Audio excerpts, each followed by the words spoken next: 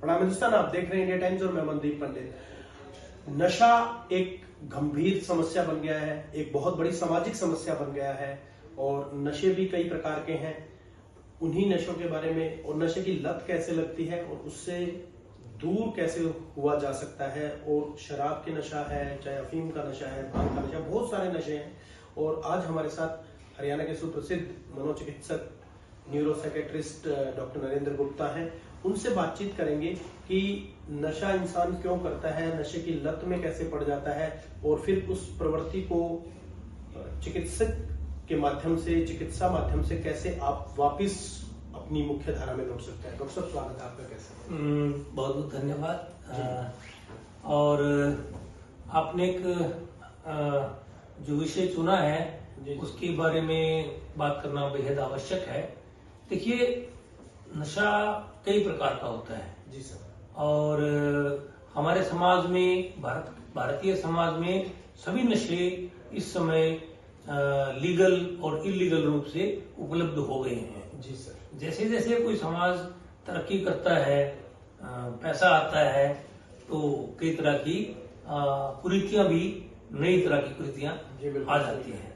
नशा उनमें से एक है। जैसे हमारी नौजवान पीढ़ी के पास पैसा आ गया, माता पिता का कमाया हुआ पैसा आ गया, तो उनके शौक भी पैदा हो गए और इस वजह से कुछ ऐसे माफिया या गैंग्स पैदा हो गए हैं जो युवा लड़कों को, लड़कियों को नशे की तरफ आकर्षित करते हैं। जी सर। प्रारंभ में वो उनको फ्री में भी टेस्ट करवाते हैं नशे का। जी, तो कितने प्रकार के जो नशे के माध्यम हैं वो अवेलेबल है आज के समय? भारत में लगभग हर प्रकार का वो नशा उपलब्ध है जो दुनिया में कहीं भी हो सकता है। जैसे शराब, अफीम, हेरोइन, स्मैक, चिट्टा, सुल्फा, गांजा, चरस, मारिजुआना, वीड और जो सबसे हैरानी की बात है, जिसके बारे में बहुत कम लोगों को पता है, और वो है कोकेन, जो साउथ अमेरिका, दक्षिण अमेरिका में पाया जाता है।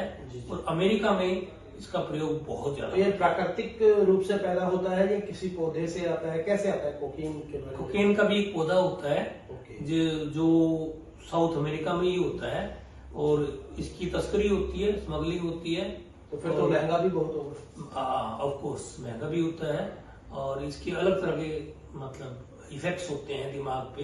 जी जी। व्यक्ति को यूं लगता है कि जैसे उसके शरीर पे कुछ कीड़े रेंग रहे हैं। वो एक अलग हेलुसिनेशन की दुनिया में चला जाता है।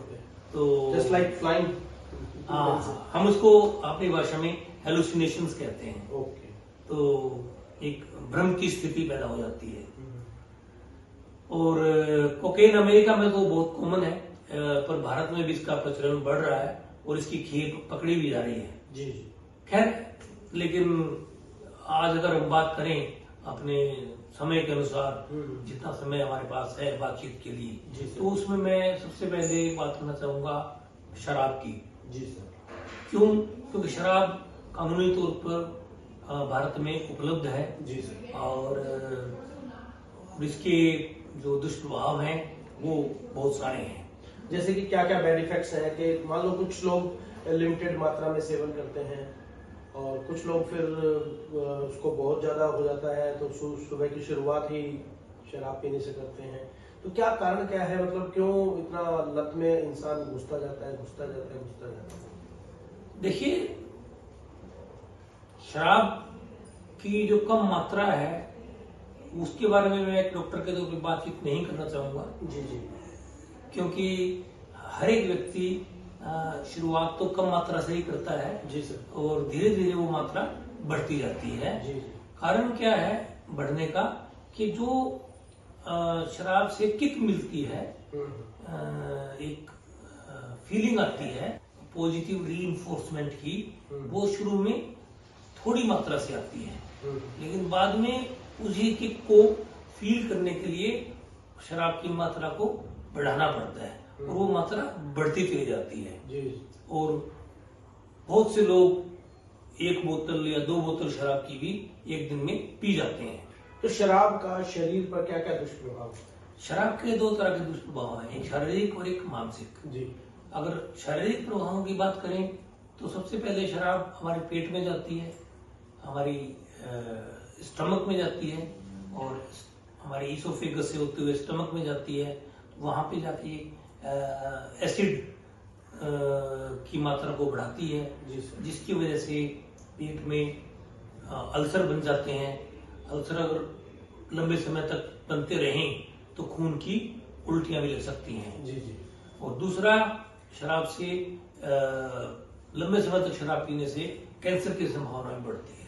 ओके, मतलब शराब कैंसरस भी है आपका कहना है, मतलब जी। ये मतलब मेडिकली अप्रूव्ड है।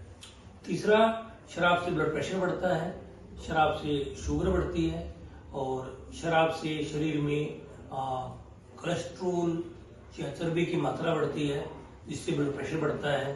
ब्लड प्रेशर बढ़ने से या कोलेस्ट्रोल बढ़ने से हृदय संबंधी बीमारियां आ सकती हैं। जी जी। इसके अलावा जो सबसे मुख्य अंग है वो है लीवर।